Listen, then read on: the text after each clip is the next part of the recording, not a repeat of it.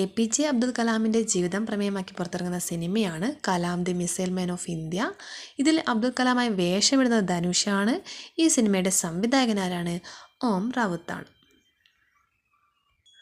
മനുഷ്യ വന്യജീവി സംഘർഷം കുറയ്ക്കുന്നതിൻ്റെ ഭാഗമായി നടപ്പാക്കുന്ന പദ്ധതിയാണ് വിത്തുണ്ട പദ്ധതി. വിത്തുണ്ട പദ്ധതി എന്താണ്? മനുഷ്യ വന്യജീവി സംഘർഷം കുറയ്ക്കുന്നതിൻ്റെ ഭാഗമായി നടപ്പാക്കുന്ന പദ്ധതിയാണ് ഇത്. ബഹദൂർ ഫോണ്ട് രൂപകൽപ്പന ചെയ്തത് KH ഹുസൈൻ. KH ഹുസൈനാണ് ബഹദൂർ ഫോണ്ട് രൂപകൽപ്പന ചെയ്തത്. ബഹദൂർ എന്ന സിനിമാ നടനോടുള്ള ആദരസൂചകമായാണ് ഈ ഫോണ്ടിൻ്റെ രൂപകൽപ്പന ചെയ്തത്. 2025 ബഹദൂറിൻ്റെ 25ാമത് ചരമവാർഷികമാണ് ആചരിക്കുന്നത്. അപ്പോൾ ബഹദൂർ ഫോണ്ട് രൂപകൽപ്പന ചെയ്ത ആരാണ്? KH ഹുസൈനാണ്.